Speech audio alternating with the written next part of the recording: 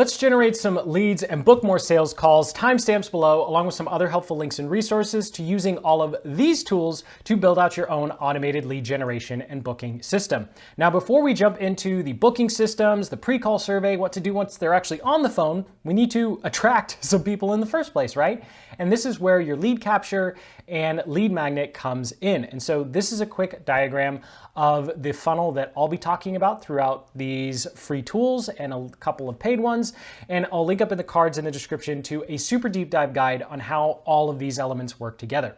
Now, irrespective of what you decide to use for your own lead generation tools, you're going to need a lead capture page. This is going to be where you collect someone's contact information, whether you're just collecting their name and email, you're collecting their name, email, and phone number, which I actually don't recommend until later on, but we'll more on that in a little bit. There are a lot of tools out there that allow you to do this. Aweber and MailerLite are the best ones to get when you're just getting started, and they have an email autoresponder on the back end. So what's awesome is you can set up your lead capture page, you can send some automated emails all on their free plans. There are a lot of free builders out there and there are a lot of free email providers out there, but most of them don't have the breadth of features that these two do. And so you're going to be able to make all the landing pages you need, namely 3 to 5, and then you're going to be able to send automated emails to drive traffic to your booking page.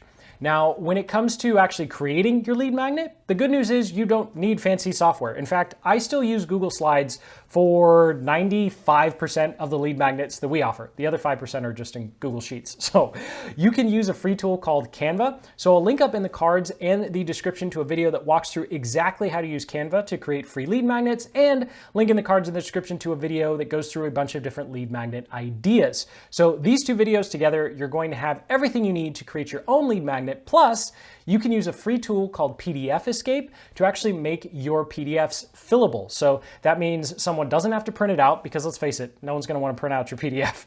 They're going to be able to type directly into your PDF lead magnet, whether it's a template, report, or a script. And then, of course, this is going to increase the perceived value of your lead magnet, because most people are just sending PDFs that aren't editable at all. So taking that little extra step using Canva plus the free version of PDF Escape is going to allow your lead magnets to really stand out. And so hopefully by this point, you have a lead capture page, you have a lead magnet. Now it's time to talk about booking systems. And there, of course, are a lot. Now, just to bottom line it here, I recommend looking at Calendly or SetMore. They both have different features and different pricing structures. They're about the same. Calendly is a little bit more expensive, but it does give you a little more features. The main thing that you need to focus on here when choosing whatever booking system you're looking at is making sure that it works with your email autoresponder. So just as a quick example, when doing research for this video, because I use another software called Book Like a Boss, which I don't recommend at all anymore because they just haven't kept up and they're way too expensive. So back to what I was saying, when you go to the Calendly page and you look at their integrations, they say they work with MailerLite. But if you do the trick that I always recommend you do, scroll down to the page, click on their knowledge base or support, and then type in the software or solution that you want to integrate with. And Calendly doesn't have any documentation on how to have MailerLite connected to Calendly. However, when I go over to SetMore's knowledge base, they do have a very easy to follow tutorial on exactly how to connect SetMore with MailerLite. Now, even if you're not using MailerLite, I highly recommend going through this process with whatever solution you're looking at to make sure that it actually integrates and it has the types of integrations that you want.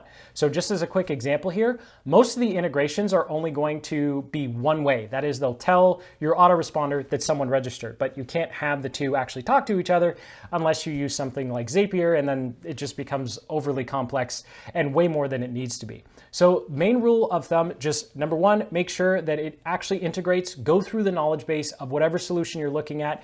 And then number two, I highly recommend making sure that you choose one that can create automated emails that follow up so people actually jump on the call with you. So SetMore and Calendly, the paid versions, both allow you to send reminder emails and reminder texts because, hey, a lot of people are going to forget that they booked a call with you, and it stinks when you carve out an afternoon and it winds up 3 out of the 5 calls just didn't show because they completely forgot.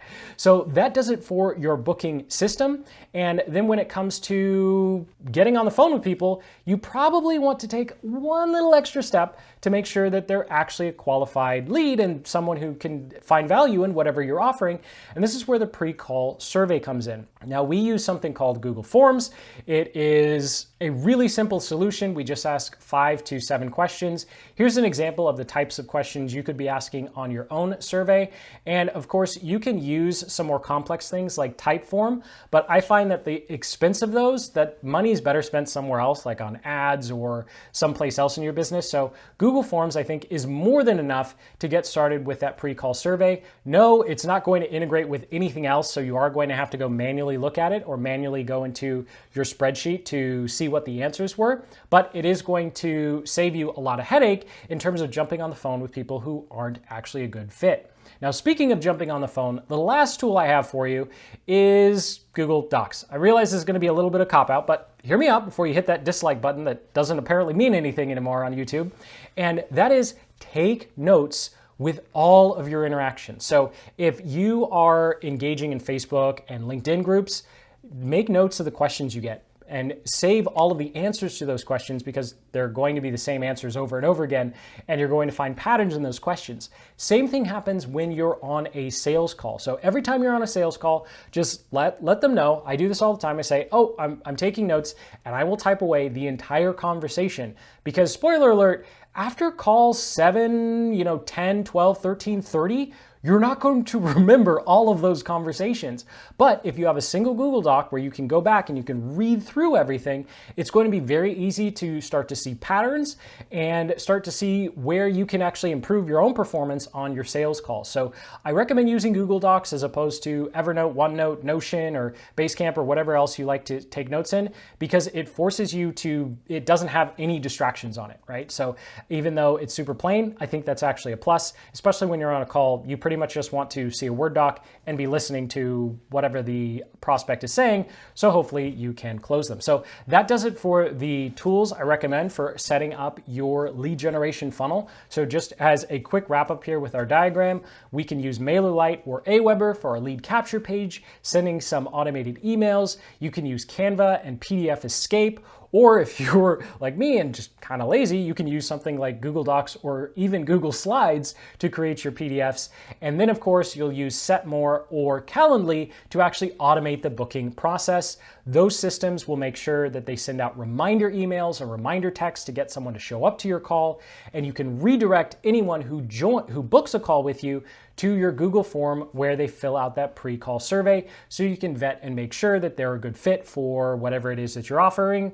And then once it's time for the call, you have a blank Google Doc in front of you so you can meticulously take notes and make sure that you can not only answer questions while you're talking to that person, but you'll be better off in the long run because you'll have a really clear record of all of your calls. So thank you so much for watching. Sincerely hope you got some value and ideas. Comment below with any of your lead generation questions. Hit that like button and subscribe for more marketing guides just like this one. And until the next, keep building the business you love.